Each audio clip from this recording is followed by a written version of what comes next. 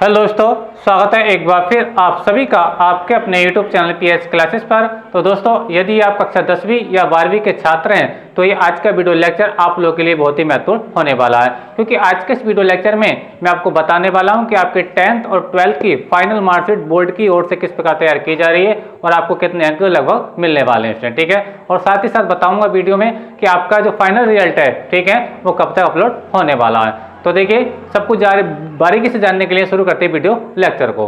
देखिए, सबसे पहले बात करेंगे 12th क्लास वाले विद्यार्थियों के लिए, यानी 12th क्लास वाले विद्यार्थियों के लिए बात करेंगे कि उनकी बोर्ड की मार्कशीट किस प्रकार तैयार की जा रही है। तो चलिए समझते हैं। पहले 12th क्लास वाले बच्चे ध्यान दें, 12th क्लास वाले सभी बच्चे ध्यान दें। देखिए, आपके 12th क्लास में जो नंबर मिलेंगे, ठीक है, बोर्ड एग्जाम की ओर से यानी बोर्ड की ओर से, वो आपकी 10th क्लास में जो आपकी मार्कशीट थी उनमें कितने अंक आए थे, बात समझ रहे हैं। और आपने जो 11th क्लास में, बात समझे, 10th क्लास के अंक और 11th क्लास के अंक कौन से, वार्षिक अंक, यानी आपकी 11th क्लास की जो वार्षिक परीक्षा हुई थी, ठीक है, उन दोनों अंकों का क्या निकला है बेटा, औसत निकाला जाएगा।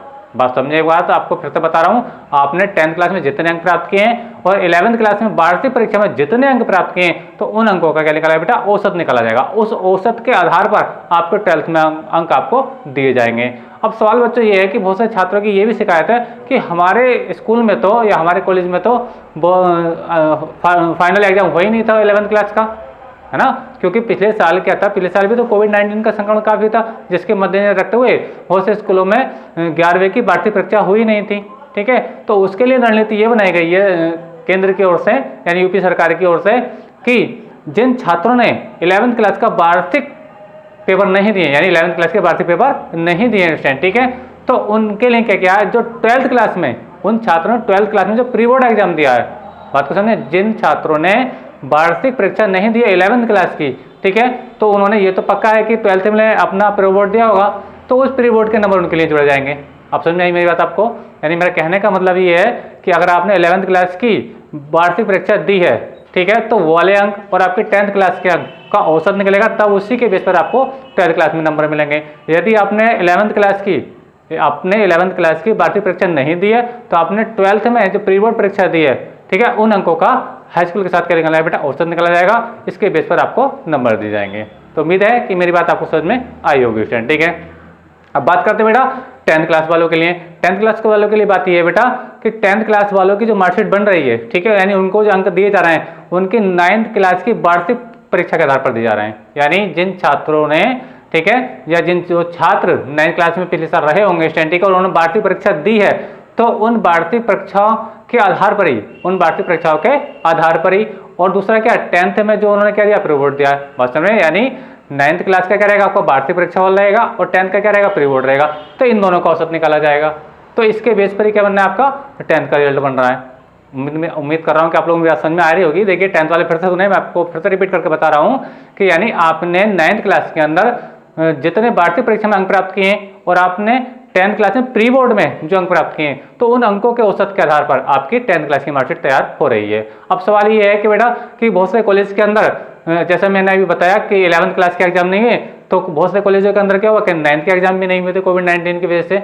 तो उनके लिए सरकार ने ये नीति बनाई है कि जिन छात्रों ने 9th की वार्षिक परीक्षा नहीं दी है, ठीक है, तो उनको क्या है, सीधे ही ऐसे प्रमोट कर दिया जाएगा, सीधे ही ऐसी अगली कक्षा के लिए प्रमोट कर दिया जाएगा। यानी किसी भी बच्चे को, चाहे वो 10th में हो या 12th में हो, किसी को भी फेल नहीं किया जाएगा। इस बात को मेरी समझते रहे स्टूडेंट। ठीक है, तो एक बार मैं फिर से बात कर रहा हूँ, 12th वालों के लिए फिर से बता रहा हूँ, अगर मेरी बात आपको समझ में आई हो तो एक बार मैं बता रहा हूँ। देखिए, 12th वालों को जो मार्कशीट बन रही है, आपकी 10th की जो मार्कशीट थी उस पर जो अंक थे और आपके 11th क्लास के जो अंक थे, इन दोनों के औसत के बेस पर बन रही है। और जिन छात्रों ने 11th का परीक्षा 11th में, ठीक है, बोर्ड पर, सॉरी 11th बोर्ड होता नहीं है, 11th में वार्षिक परीक्षा नहीं दी है, ठीक है, तो उनका क्या हो रहा है कि 12th के अंदर जो उन्होंने प्री बोर्ड एग्जाम दिया है, ठीक है, तो उसके अंकों का औसत निकाला जा रहा है। बात समझ में आ रही है। तो इस बेस पर आपकी फाइनल मार्कशीट तैयार हो रही है स्टूडेंट 12th वालों की। और 10th वालों की क्या है बेटा, 9th का, यानी वार्षिक परीक्षा फल के जितने अंक हैं और आपका 10th में जो प्री बोर्ड है, उन अंकों का औसत निकाला, तब आपकी फाइनल मार्कशीट बन रही है। ठीक है, अब बात करते हैं कि देखिए, एक बार फिर से रिपीट कर रहा हूँ, जिन लोगों ने 11th की और 9th की वार्षिक परीक्षा नहीं दी है, तो वो छात्र बिल्कुल भी नहीं घबराएं, वो छात्र बिल्कुल भी नहीं घबराएं, ठीक है, उनको सीधे ही अगली कक्षा में प्रमोट कर दिया जाएगा। ये आपसे टॉर्चर नहीं किया जाएगा कि आपने 9th का एग्जाम नहीं दिया, 11th का एग्जाम नहीं दिया, ऐसे में आपको कम नंबर नहीं मिलेंगे, इस बात को मत समझिए स्टूडेंट, क्योंकि ये तो गवर्नमेंट ने सभी के लिए रूल निकाला है कि एक भी बच्चा फेल नहीं होगा, सीधे ही अगले क्लास के अंदर प्रमोट किया जाएगा।